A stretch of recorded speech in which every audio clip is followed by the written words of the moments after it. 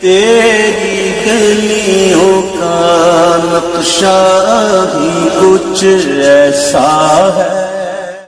سوال یہ ہے کہ سنی لڑکا وہابی کی لڑکی سے نکاح کر سکتا ہے یا اور اگر نکاح پڑھانے والا وہابی ہو تو اس کا کیا؟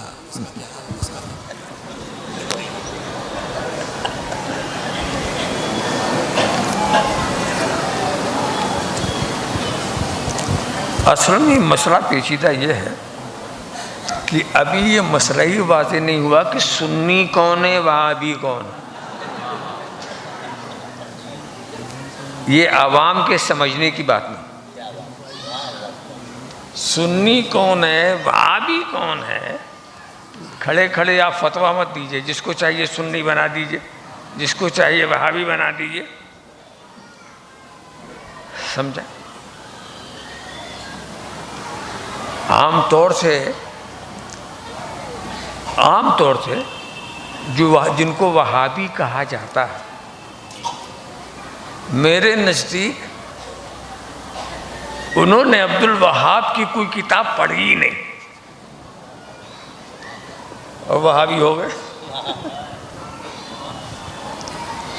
جن کو کہا جاتا ہے وہ زیادہ سے زیادہ درجے میں گمراہ ہیں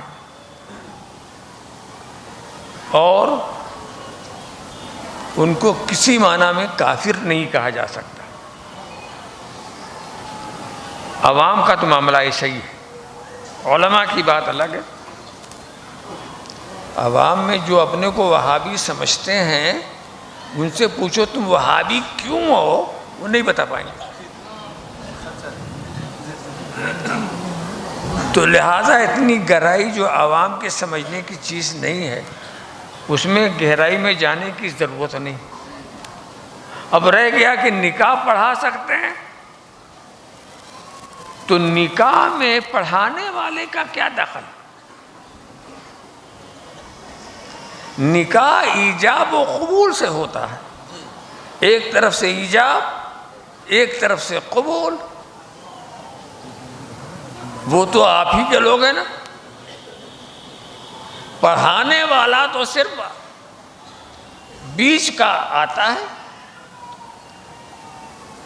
تو چلو وہابی کو جانے دو، اگر کوئی پنڈت جی پڑھا دیں تو بھی نکاح ہو جائے گا۔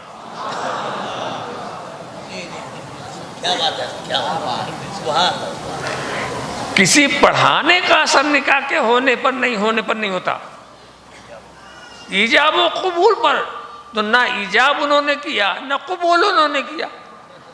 ایجاب والا اور ہے، قبول والا اور ہے۔ تو پڑھانے والا کوئی پنڈت بھی ہو سکتا ہے، ٹھاکر بھی ہو سکتا ہے، مگر ایک بات ہے کہ نکاح اس سے پڑھاؤ جس میں برکت ہو۔ اگر گمراہ سے پڑھاؤ گے تو بے برکتی ہوگی، اور بے برکتی کا زوال جو تمہارے بچوں پر پڑے گا،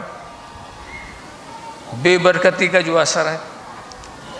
تو لوگ ایمان والوں میں بھی تلاش کرتے ہیں کسی متقی کو، کسی عالم کو، کسی فاضل کو، بھی ان سے نہ پڑھاؤ، اس میں برکت ہے۔